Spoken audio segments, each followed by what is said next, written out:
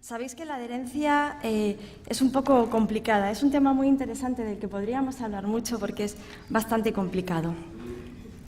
La doctora Gardner nació al otro lado del Atlántico, nació en Buenos Aires. Después de su formación se fue, me lo han contado todo, Silvia, se fue a Canadá para terminar de formarse.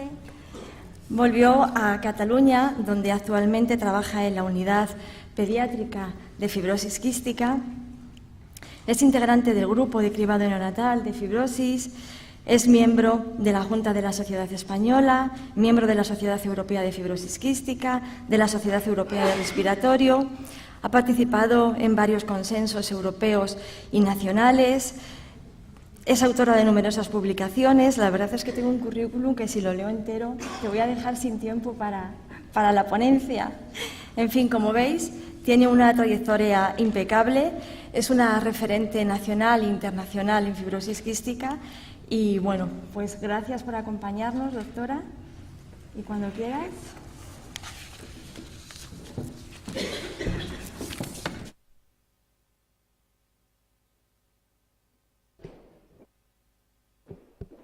Esta funciona.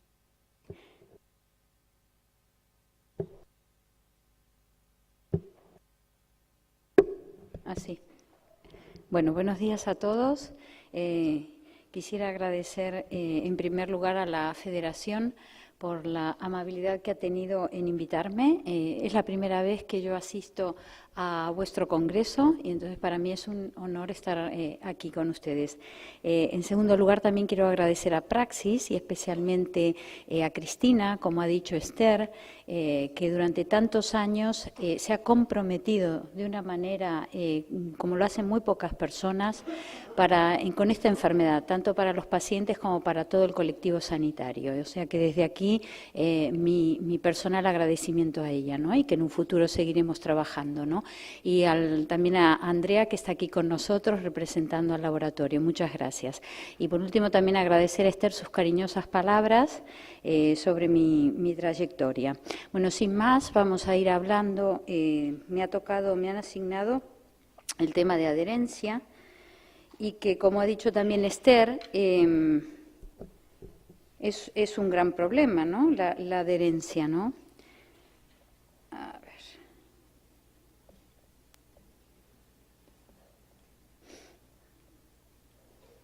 Aceptar, vamos a ver aquí.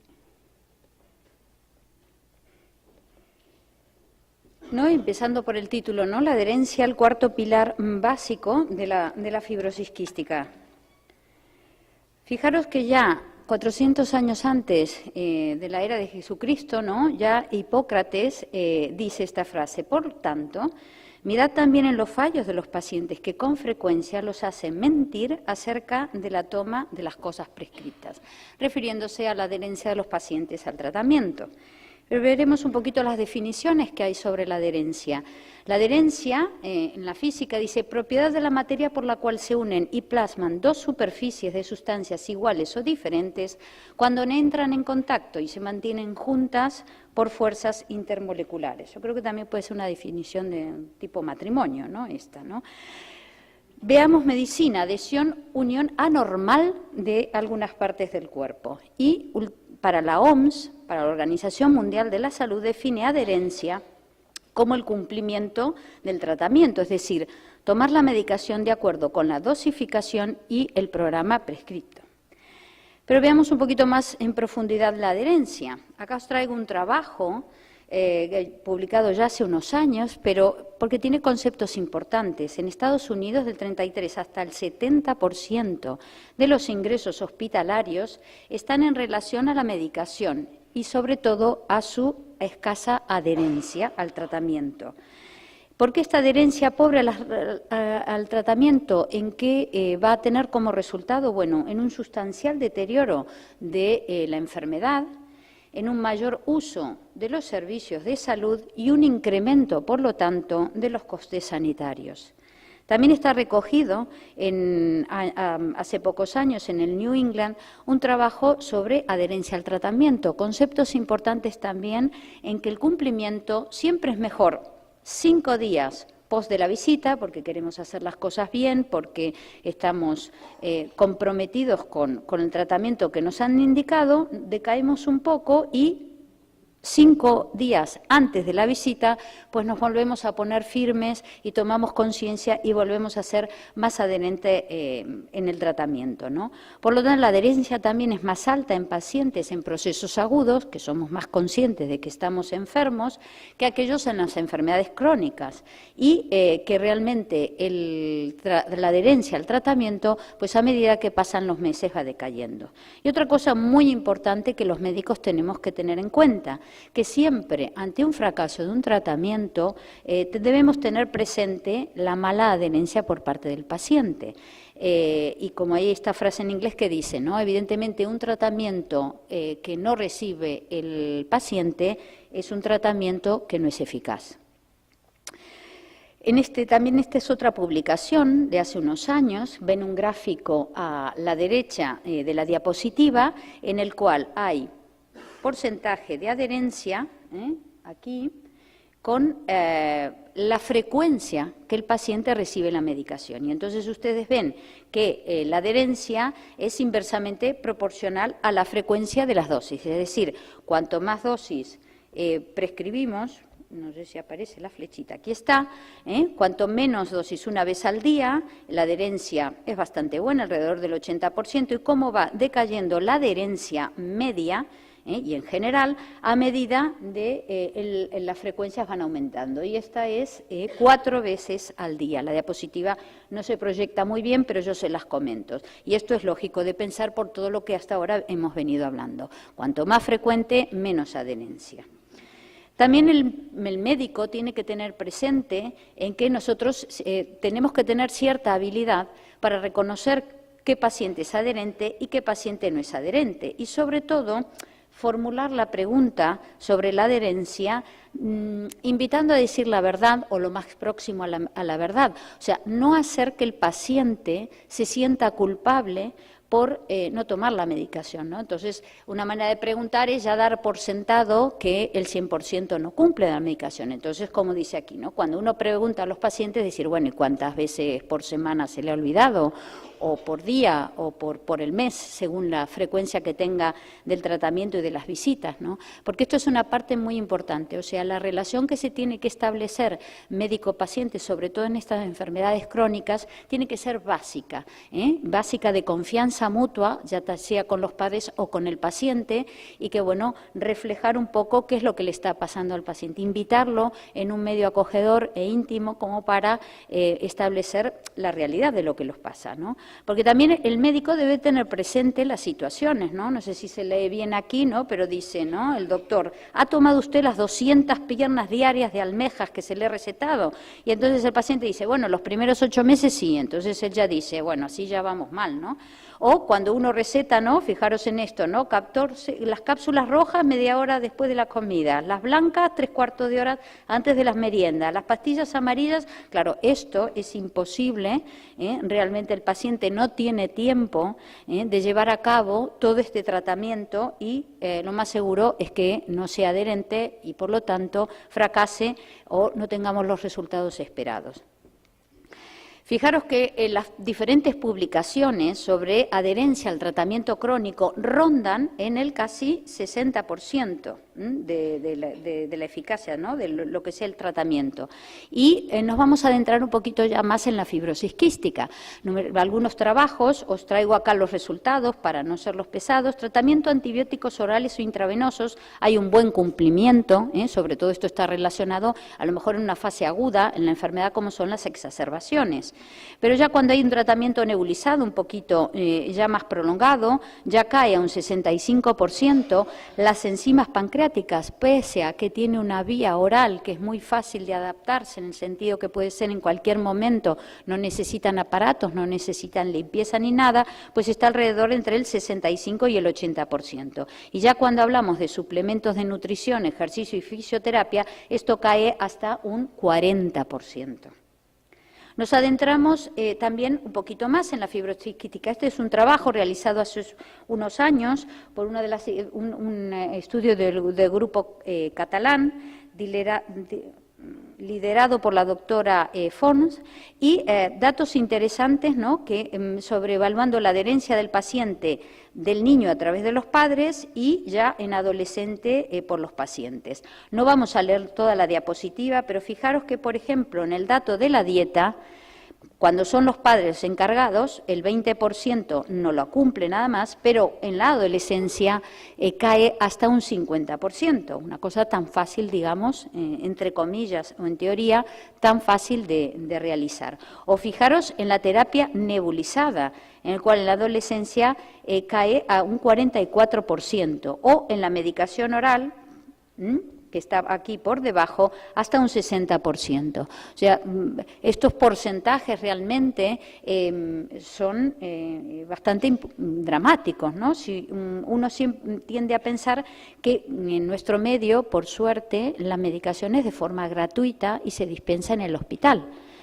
Pese a esto, estamos rondando el 50% de cumplimiento en algunas terapias. Cuando uno entra en las razones de este incumplimiento, pues hay un poquito de todo, pero fijaros que hasta un 30% dice que se le olvida la medicación. Y casi también un 30% es que no da ni siquiera ni razones, ¿no? O sea, estamos teniendo un 60% aquí de falta del cumplimiento del tratamiento. Y esto realmente también tiene que hacernos reflexionar en qué situación estamos. Vamos a entrarnos no solamente en la adherencia en la fibrosis quística, sino en los tratamientos nebulizados, que como ustedes sabrán, sobre todo está en relación con los antibióticos y la colonización con Pseudomonas, que eso sí saben ustedes y todos nosotros la importancia que tiene en la progresión de la enfermedad.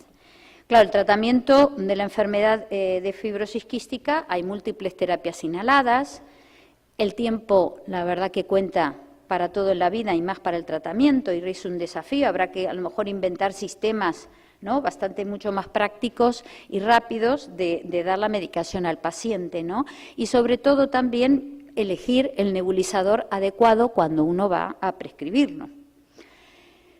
3 componentes para recordar, para tener bastante éxito en el uso de la medicación nebulizada. Prescribir adecuadamente a lo que está publicada en las guías, no cualquiera puede recibir cualquier cosa. La correcta técnica de la inhalación, porque realmente si nosotros tuviéramos una cámara oculta en los hogares, veríamos realmente verdaderas atrocidades que se hacen con la medicación inhalada, ¿no? Y bueno, tercero, la clave del éxito es que realmente sea adherente, que el paciente reciba la medicación adecuada.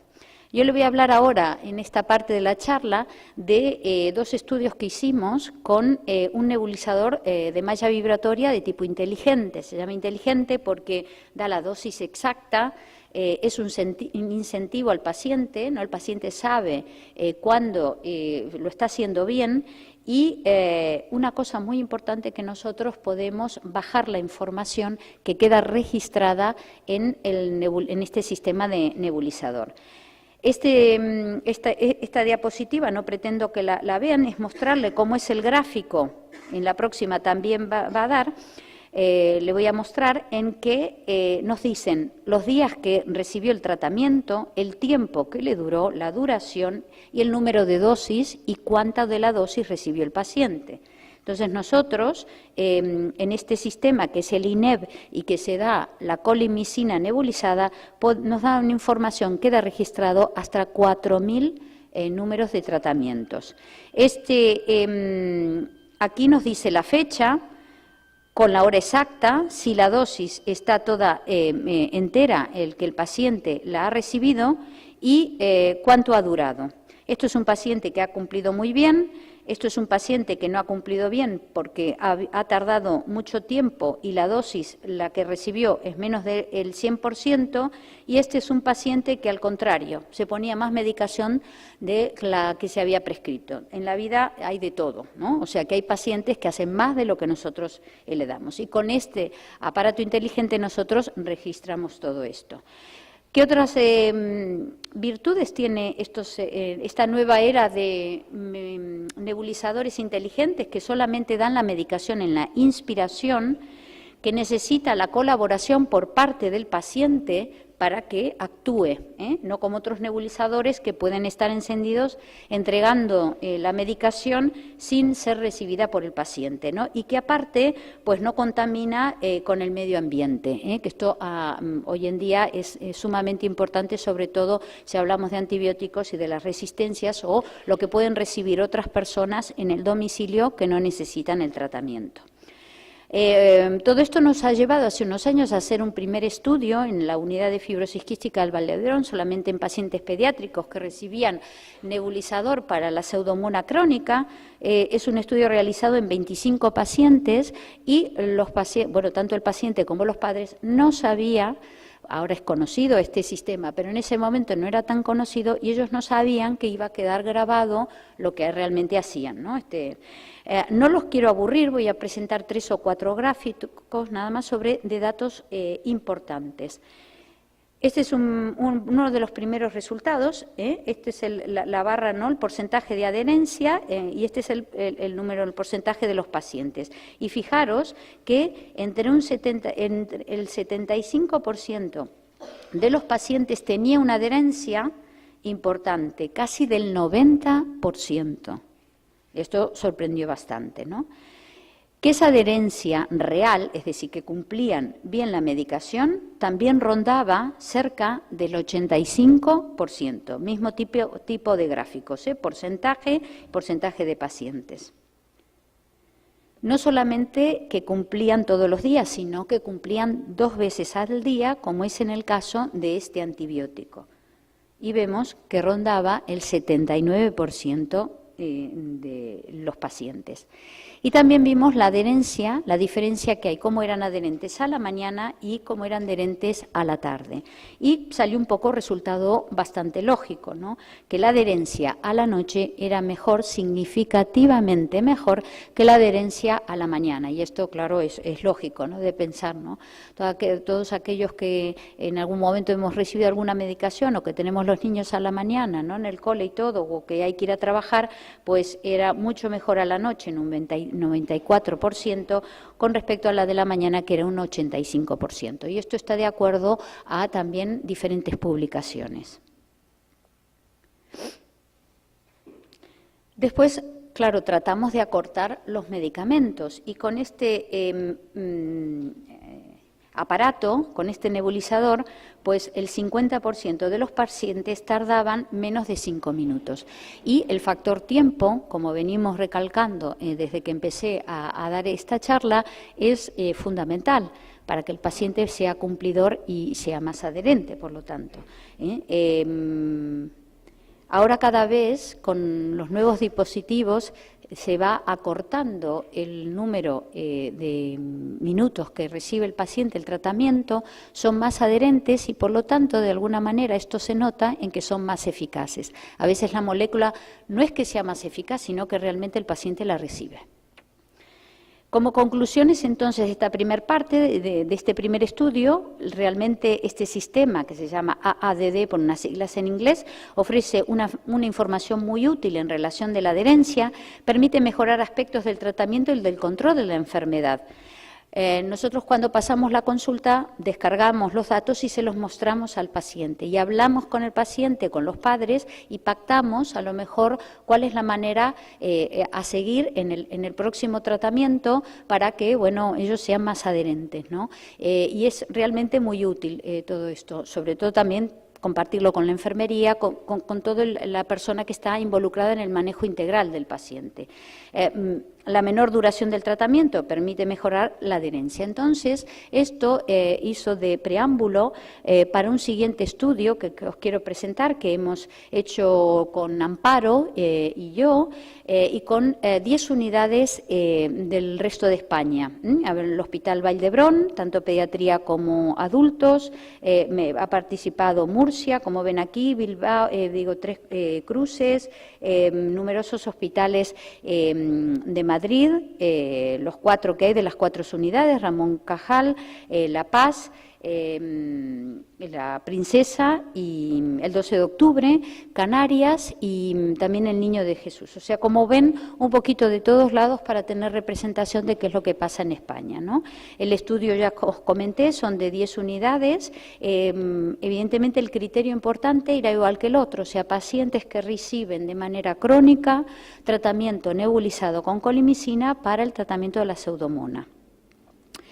No les voy a leer todo, pero simplemente recordar, como en el estudio anterior, parámetros eran adherencia, sobre todo también la adherencia real, el número de días que recibía al menos una nebulización y el número de días que al menos recibía las 2 nebulizaciones.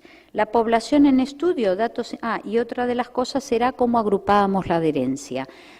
Adherencia alta era cuando estaba en 80% de cumplimiento, media entre 50 y 80 y baja menos de 50. La población en estudio, solamente quiero que retengan o vamos a hacer hincapié en que la mayoría de este estudio, el 80% de los pacientes eran adultos, frente al 20% de menores de 18 años. Y otra de las cosas también que quiero que resaltar es que casi un 65% solamente tenía una medicación nebulizada. Cosas interesantes para destacar. Este es un gráfico.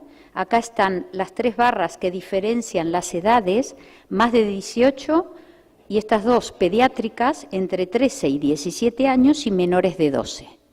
Y esto es el porcentaje, ¿no?, que tenían estos pacientes. Como ven aquí, en la población pediátrica el 62% pues tiene 2 medicaciones inhaladas. Ya después veremos cuáles. Frente a los adultos, el color lila, que si fijaros acá, el 48% pues tiene solamente una medicación inhalada. El objetivo era describir el grado de adherencia, como ya he comentado. Nuevamente, en este gráfico tenemos edades repartidas de la misma manera, 18, edad pediátrica y el porcentaje de adherencia. Y como muestra esta diapositiva, los debajo de 12 años eran los más adherentes, casi un 86% de los pacientes. Y a medida que el paciente era más grande, pues se declinaba. No así obstante, en la edad adulta, tener un 62%, pues de acuerdo a las publicaciones, es un dato bastante alto, una cifra de adherencia en la población adulta de enfermedad crónica como la fibrosis quística. Veamos la adherencia que tenían real, cumpliendo el tratamiento de manera con 2 nebulizaciones. Pues acá decaía un poco en los 3 grupos, seguía persistiendo el de la edad por debajo de 12 años, el mayor porcentaje, y la edad adulta el menor, y caía un 44%. De todas maneras, y en relación a lo publicado, no es mala el porcentaje de adherencia de esta muestra en concreta de población. ¿Qué es lo que pasaba cuando dividíamos la adherencia en alta y moderada y baja? Pues bueno, más del 80% era casi un 42% de los pacientes. Pero íbamos a los 3 extremos, o cumplían bien o cumplían bastante mal. De moderado, poco sabía. Otro dato para tener en cuenta. ¿Y qué es lo que pasaba con la adherencia, pero las edades? No quiero complicar mucho, pero de nuevo en este gráfico recordar los 3 grupos.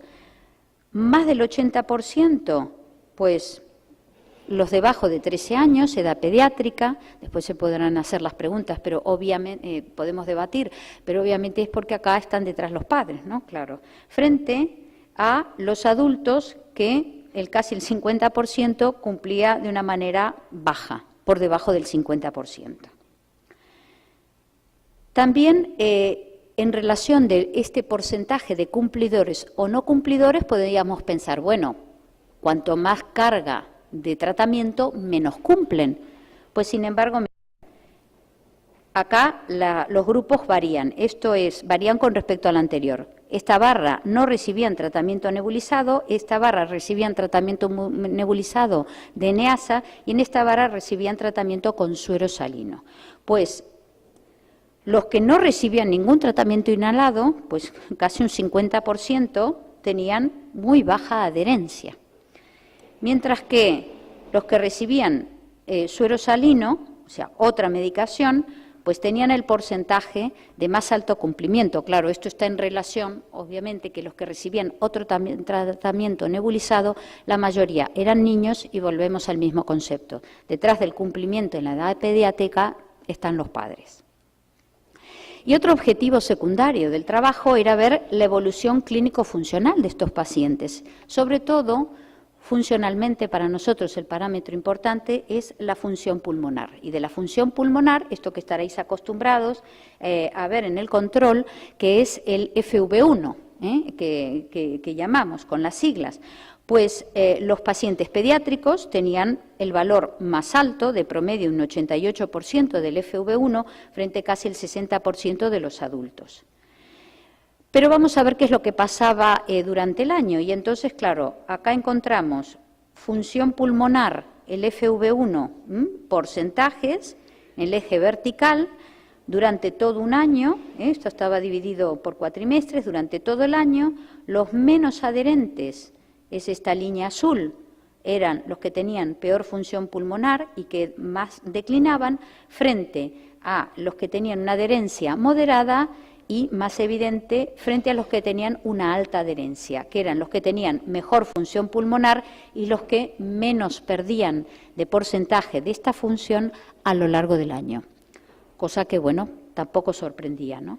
Entonces, los resultados con respecto, vuelvo a recalcar, es tratamiento nebulizado específicamente, pues realmente los resultados de la media eran alrededor del 95% del porcentaje. La duración de estos tratamientos, alrededor del 6.6 por minuto, un objetivo que hay que bajar, ¿no?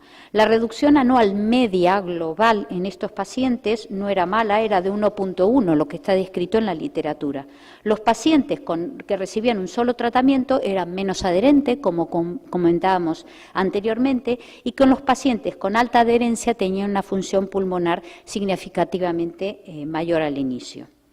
La media de adherencia al tratamiento inhalado en esta muestra, en general, globalizando todo, era el del 66% y que cumplían bien con las dos nebulizaciones era del 50%.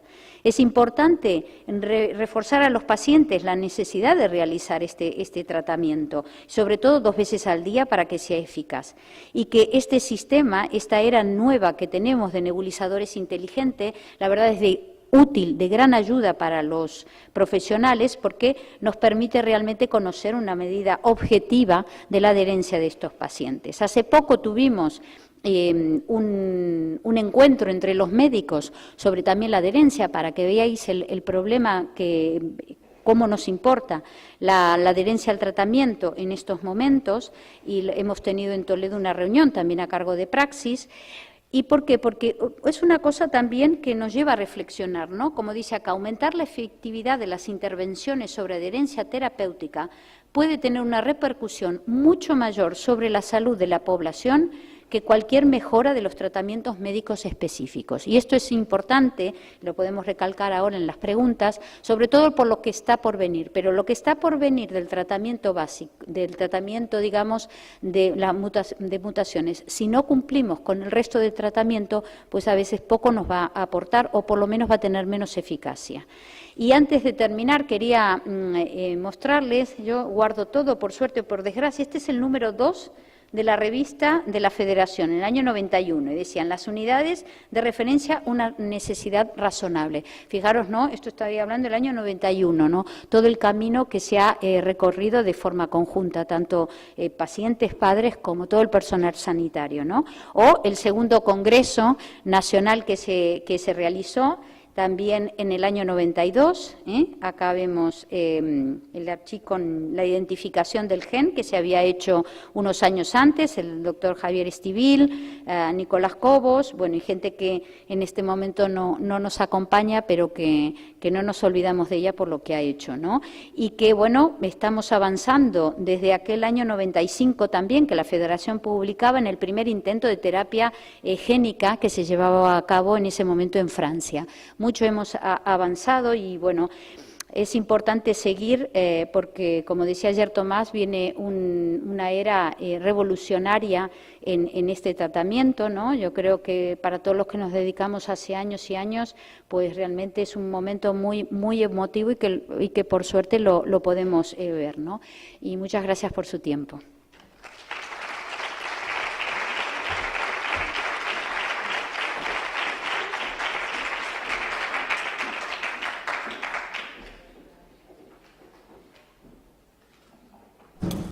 Muchísimas gracias, doctora. Ha sido una explicación muy interesante. Sobre todo, yo creo que al final podemos sacar la conclusión de que hay que pactar, hay que hablar con la persona con fibrosis quística y nada de culpas, ¿no? Porque si no, vamos por mal camino. Bueno, ahora la mala noticia que la del presidente. Buenos días. Yo quería haceros la propuesta de que fuéramos adelantando un poco el horario del Congreso porque sé que hay mucha gente que me ha pedido esto, dado que tienen los aviones de salida forzosamente que coger. Entonces, si podemos acelerar, ganarle a cada ponencia un poquito, dejar a los ponentes hablar y sobre todo acortar en la parte de las preguntas, podemos, porque en interés de que podamos llegar a que la conferencia del doctor Silo de clausura pues sea adelantada un poquito. ¿Os parece? Sí. En todo caso, si tenéis alguna pregunta importante que hacerle a la doctora Gardner, pues desde luego que encantados. Y si no, también le podemos mandar por correo electrónico las preguntas y las publicamos en la web. Pero bueno, ¿hay alguna pregunta que consideréis importante? No se he querido cortar, solamente era una propuesta. No, yo quería hacer una autopregunta. No, más que nada es esto, ¿no? Realmente ser conscientes de que a veces no es cuestión de medicamentos nuevos, ¿no? Si lo que tenemos lo sabemos aprovechar, o sea, el tratamiento eficaz es aquel que recibe el paciente, ¿no? Y esto como médicos siempre lo tenemos que tener un alto índice de sospecha. Y como he recalcado, ¿no? Sobre todo no hay que culpabilizar, ¿no? Sobre todo en este ritmo vertiginoso que tenemos de vida y que hay que tratar de pactar, ¿no? Pensar que yo creo que la peor población adherente son los médicos cuando tienen que tomar algo, ¿no? Yo, por ejemplo, un desastre, ¿no? Entonces, esto te lleva a la realidad del paciente, ¿no? El que tienes enfrente, ¿no? Y en la edad pediátrica, que es lo que yo hago, pues claro, tenemos el aliciente de los padres, ¿no? Uno hace por los hijos lo que no va a hacer por uno. Y entonces, por eso es tan alta la adherencia, ¿no? En la población pediátrica. Desde luego es un tema que nos preocupa y nos ocupa. Ayer mismo hemos dedicado un taller a la adherencia y seguiremos trabajando en ello porque muchos doctores nos lo dicen, que es un tema muy preocupante conseguir, ¿no? Una mayor adherencia. Y bueno, nos lo hemos marcado en la Federación como un objetivo, ser de correa de transmisión de esta preocupación que nos transmiten, porque efectivamente es clave para la mejora de la calidad de vida el que todos estemos con una implicación suficiente, ¿verdad? Pues muchísimas gracias, doctora.